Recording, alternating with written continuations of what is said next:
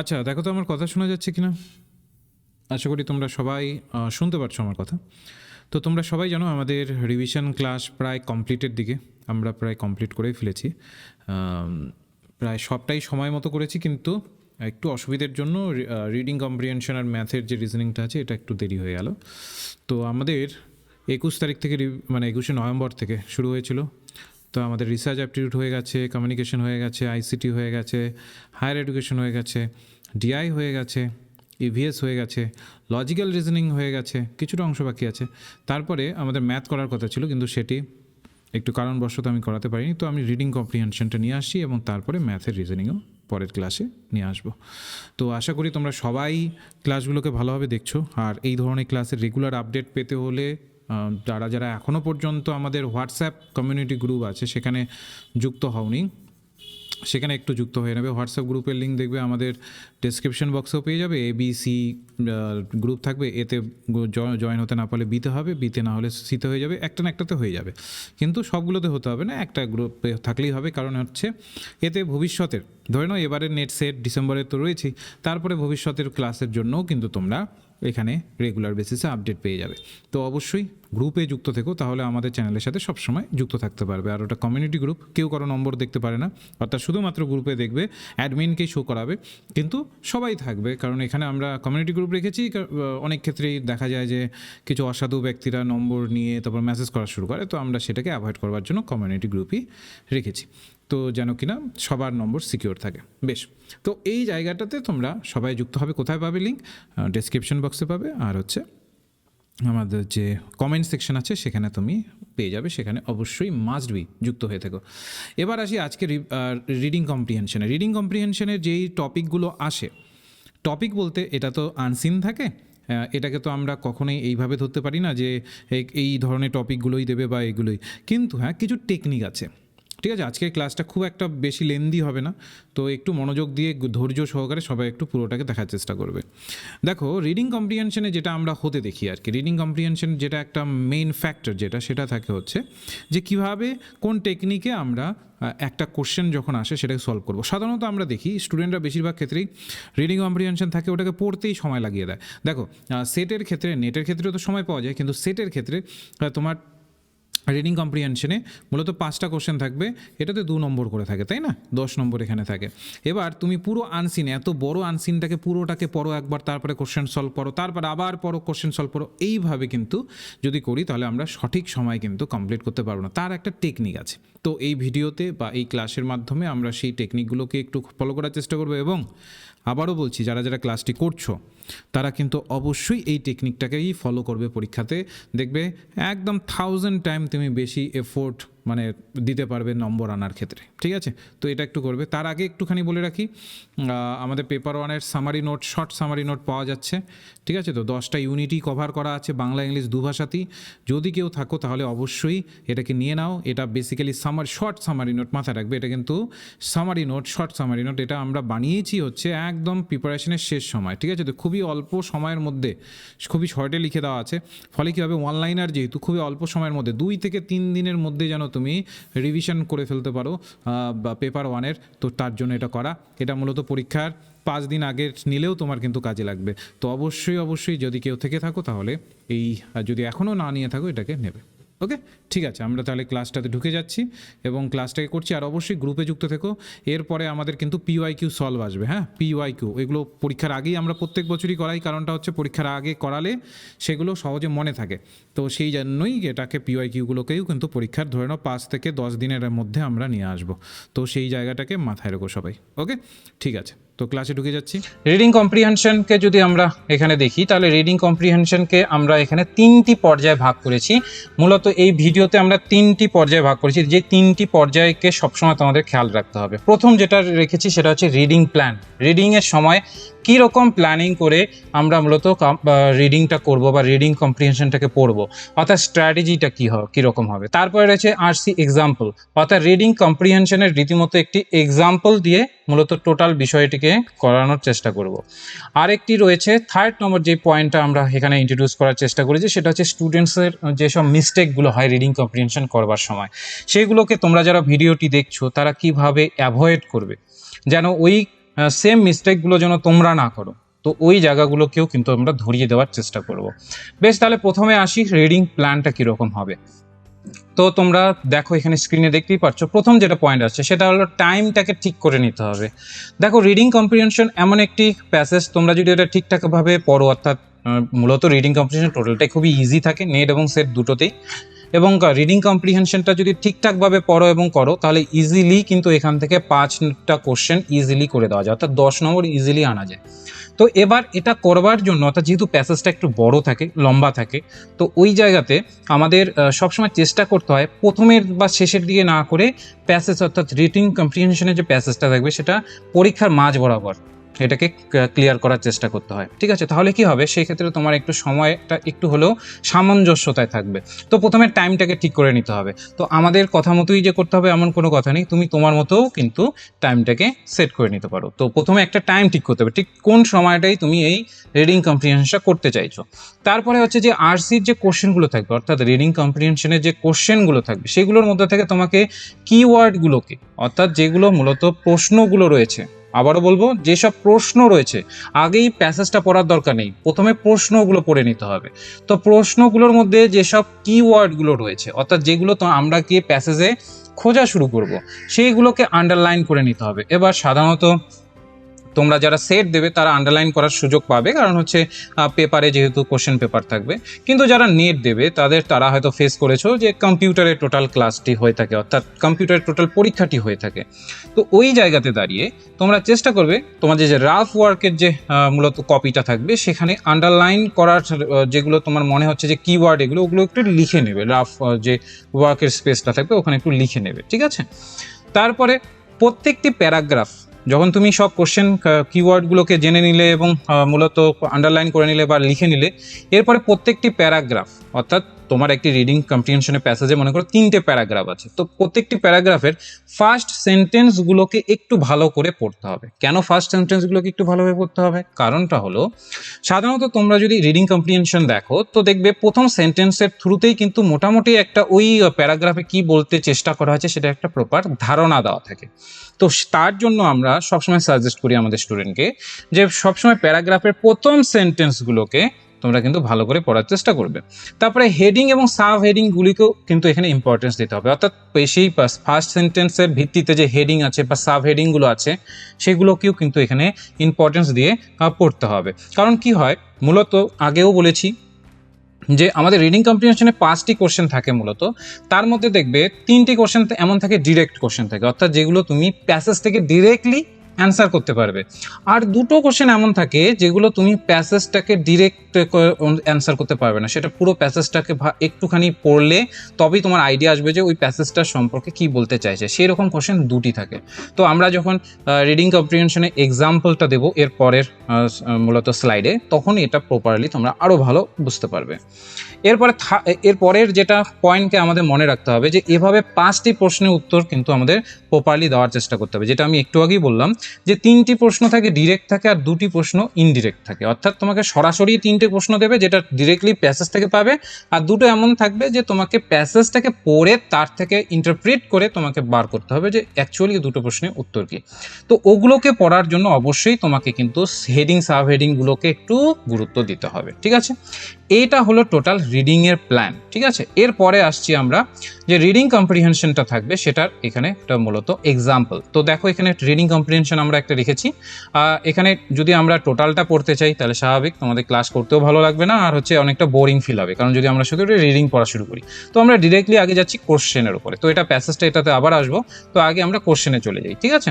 তো প্রথম কোশ্চেন দেখো এখানে কি বলেছে, what was the impact of the last great war on Indian literature? তো ইম্প্যাক্ট এখানে জানতে চেয়েছে কোথাকার, এই ইন্ডিয়ান লিটারেচারের উপরে। তো এখানে অপশন আসছে, এবার আমাদের এখানে কি পয়েন্টগুলোকে ধরতে হবে। তো দেখো এখানে মূলত আন্ডারলাইন করা হয়েছে, এখানে মূলত ইয়েলো কালার দিয়ে আন্ডারলাইন করা আছে কিওয়ার্ডগুলোকে, যখন এখানে আমরা পাচ্ছি ইম্প্যাক্ট, ওয়ার আর হচ্ছে ইন্ডিয়ান লিটারেচার। তো এবার যদি আমরা আবার পুনরায় যদি আমরা প্যাসেজে চলে যাই তাহলে দেখবো ওখানে কোন জায়গাটায় এটা পাচ্ছি। তো বেশ, আমরা এবার পুনরায় আমরা প্যাসেজে চলে যাই। এবার দেখো আমরা এখানে প্যাসেজে আসলাম, প্যাসেজে আসার পরে এখানে আমরা কি পাচ্ছি, প্যাসেজে এখানে দেখো মূলত ইয়েলো কালার দিয়ে হাইলাইট করে রেখেছি যে little impact on Indian literature beyond aggravating the population revulsion against violence. তো এখানে দেখো লিটিল ইম্প্যাক্ট পড়েছিল, ঠিক আছে। তো এই জায়গাতে দাঁড়িয়ে এবার আমরা আবার পুনরায় চলে যাচ্ছি আমাদের যে প্রশ্নটি আছে সেখানে। এবার এখানে দেখো মূলত অপশনগুলোকে দেখো, এখানে অপশনগুলো তো বলছে it had no impact, it aggravated popular revulsion against violence. তো একবার দেখছি আমরা এখানে কিন্তু আমাদের 2 নম্বরটা মিলে যাচ্ছে। তো এই জায়গাতে দাঁড়িয়ে আমাদের প্রথম যেটা অ্যান্সার হয়ে যাচ্ছে সেটা কিন্তু 2 নম্বর হয়ে যাচ্ছে। এরপরে সেম আবার এখানে আমরা মূলত 2 নম্বর কোশ্চেনটা দেখি কি বলেছে। What did Tagore articulate in his last testament. তো এখানে দেখো কি ওয়ার্ডটাকে আগে ধরতে হবে। তো এখানে স্বাভাবিক এখানে আমাদের টেগোর হলো কি ওয়ার্ড, তো সেখানে অপশনগুলোকে এখানে না দেখে আগে আমরা চলে যাব আবার সেই প্যাসেজে, সেখান থেকে আমরা মূলত অপশনগুলোকে দেখার চেষ্টা করব, ঠিক আছে। তাহলে কিওয়ার্ড কি এখানে টেগোর। এবার চলে যাচ্ছি আমরা প্যাসেজে। এবার প্যাসেজে দেখো এখানে কি বলেছে, human pretensions of the western world this was eloquently voiced in Tagore's later poems and his last testament. তাহলে এখানে কি পাচ্ছি, হিউম্যানস প্রিটেনশনস। তো এবার তোমরা যদি অপশনটা দেখো তাহলে দেখবে ওখানে ডিরেক্টলি এখানে কিন্তু দেওয়া আছে। এবার চলে যাই অপশনে। এবার দেখো এখানে অপশনে রয়েছে 2 নম্বরে expose the human pretension of the western world, ঠিক আছে। তো এখানে দেখতে পাচ্ছ ডিরেক্টলি কিন্তু সব কিছু থাকছে। আবার সেম ভাবে যদি আমরা সেকেন্ড কোশ্চেনে চলে যাই বা থার্ড কোশ্চেনে চলে যাই, তো এখানে বলেছে what was the stance of Indian intelligentsia during the period of great war. তো এখানে মূলত কিওয়ার্ড কোনটা রয়েছে, কিওয়ার্ড এখানে রয়েছে ইন্ডিয়ান ইন্টেলিজেন্সিয়া, ঠিক আছে। তো এবার এর ভিত্তিতে আমরা আবার প্যাসেজে গিয়ে উত্তরটা দেখার চেষ্টা করব। এবার এখানে প্যাসেজটা দেখো, এখানে কি বলেছে, the Indian intelligentsia was in a state of moral dilemma. On the one hand, it could not help sympathizing with England's dogged courage. তো এই জায়গাতে দাঁড়িয়ে এবার আমরা চলে যাই যদি আমাদের পরের যে কোশ্চেনটিতে, যেটা আমরা এখনই মূলত দেখার চেষ্টা করলাম। এখানে দেখো এখানে সেমভাবে কিন্তু একইভাবে এখানে অপশনগুলো রয়েছে। এবার এখানে তো আমরা যেই অপশনটি পেলাম, তাহলে এখানে 4th নম্বর কোশ্চেনটা কিন্তু সঠিক হচ্ছে। তাহলে কি, they express sympathy for England's dogged courage. তো এখানে কিন্তু এটা 4th নম্বর অপশন হয়ে যাচ্ছে। এরপরে যদি পরের কোশ্চেনটি দেখি, 4th নম্বর কোশ্চেনটি কি বলেছে, what is the aftermath the survived tragedies in Kashmir and Bangladesh. তাহলে কাশ্মীর এবং বাংলাদেশ হচ্ছে আমাদের এখানে কিন্তু মূলত কিওয়ার্ড। তো এবার এই কোশ্চেনটি কিন্তু প্যাসেজের মধ্যে ডিরেক্ট তুমি পাবে না, এখানে ইনডিরেক্টলি ওখানে খুঁজতে হবে, ঠিক আছে। তো তোমরা প্যাসেজটা একবার দেখে নিয়ে ওটাকে করে নিতে পারো এই কোশ্চেনটিকে, ঠিক আছে। আমি আবার প্যাসেজে যাচ্ছি না। তো এখানে বলে দিচ্ছি, এটা মূলত প্যাসেজটা টোটাল পড়লে বোঝা যাবে যে এটা হচ্ছে ন্যাশনাল রিকনস্ট্রাকশন হবে এই উত্তরটি, ঠিক আছে। এই ধরনের ইনডিরেক্ট কোশ্চেন আরেকটি আছে 5th নম্বরে, যেটা হচ্ছে মূলত the passage has to message that. এখানে টোটাল প্যাসেজটি থেকে কি মেসেজ আমরা পাচ্ছি। তো এখানে টোটাল প্যাসেজটি থেকে যে মেসেজটা আমরা পাচ্ছি এখানে অপশনগুলোর মধ্যে দিয়ে দেওয়া হয়েছে। এবার এখানে যে প্রপার মেসেজটি হবে, তোমরা যদি পুরো প্যাসেজটা পড়ে দেখো, অর্থাৎ ওই প্যাসেজের জায়গাটা তখন আমি দেখিয়েছি সেটা যদি পজ করে নিয়ে তোমরা যদি পুরো প্যাসেজটাকে পড়ে নাও, তাহলে বুঝতে পারবে যে এখানে প্যাসেজটি বোঝানোর চেষ্টা করেছে great literature emerge out of chains of convulsions. অর্থাৎ যেগুলো মূলত মহৎ যেসব লিটারেচার থাকে, মানে সাহিত্য থাকে, সেগুলোকে আমরা কখনো চেইনসের মধ্যে কিন্তু আবদ্ধ করে রাখতে পারি না। তো অবশ্যই এই প্যাসেজটি যদি টোটালটা পড়ো ইজিলি কিন্তু এগুলো করতে পারবে। তাহলে এখানে আমরা কি দেখতে পেলাম, 3টে কোশ্চেন ডিরেক্টলি জিজ্ঞেস করা হয়, আর যে 2টি কোশ্চেন থাকে সেগুলো আমাদের কিন্তু টোটাল প্যাসেজটাকে পড়ে তারপর আমাদের একটি কিন্তু ইন্টারপ্রিট করতে হয় যে কোনটা হতে পারে, সেই অনুসারে তারপর অপশন দেখে আমাদের অ্যান্সার দিতে হয়। তো এই ধরনের কোশ্চেন কিন্তু আমাদের রিডিং কম্প্রিহেনশন থেকে বা আরসি থেকে কিন্তু এসে থাকে।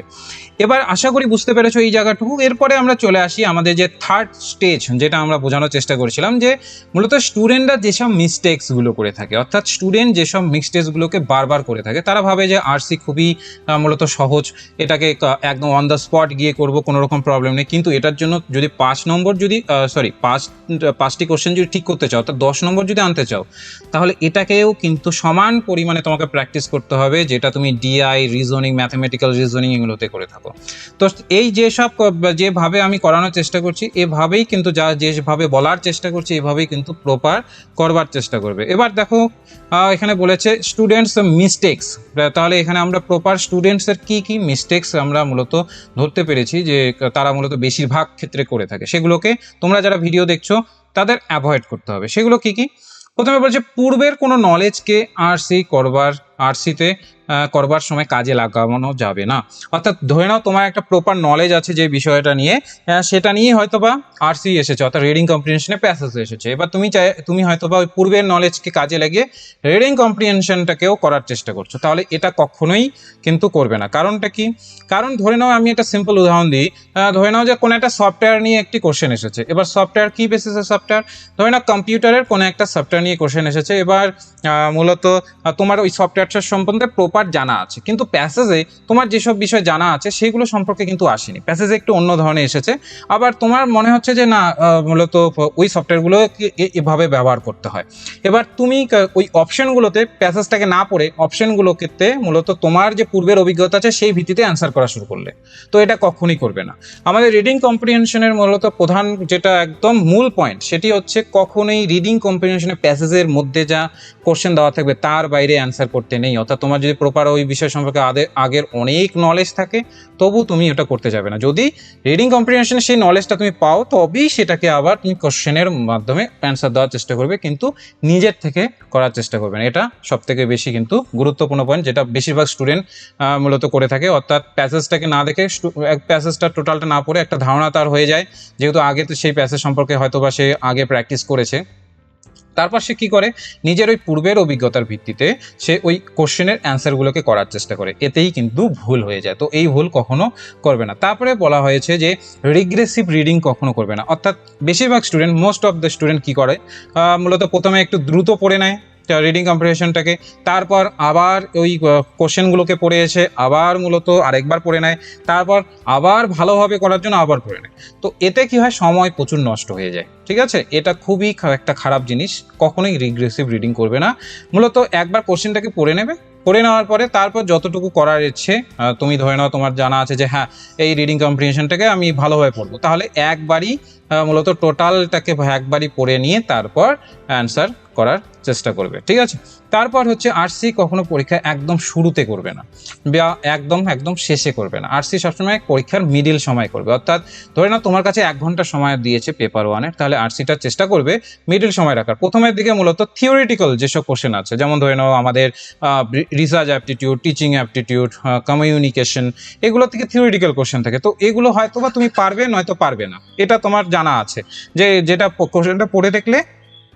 কোশ্চেনটা পড়ে দেখলে এবং তোমার ওখানে কোশ্চেনটির উত্তর জানা আছে, নয়তো বা জানা নেই, এই দুটোর বাইরে কিছু হবে না। যদি জানা আছে তাহলে অবশ্যই ওটা দ্রুত করে নেবে, তারপরে তুমি আরসি ধরবে। ঠিক আছে, তারপরে গিয়ে তুমি ম্যাথমেটিক্যাল রিজনিং বা আমাদের লজিক্যাল রিজনিং আছে সেটা করার চেষ্টা করবে, বা ডিআই করার চেষ্টা করবে। তো অর্থাৎ আরসিটাকে মাঝ বরাবর রাখবে। কারণ কি, এখানে প্যাসেজটা একটু বড় থাকে। ঠিক আছে, অনেক সময় পরীক্ষাতে অনেকটাই বড়, আর নেটে অনেকটা অসুবিধা হয়, কারণ হচ্ছে মূলত স্ক্রিনে দেখতে হয়, স্ক্রিনে প্যাসেজটি মূলত একটি পড়ে তারপর কোশ্চেন আনসার দিতে হয়, আবার যেতে হয়, যেহেতু ওখানে হাইলাইট করার জায়গা থাকে না।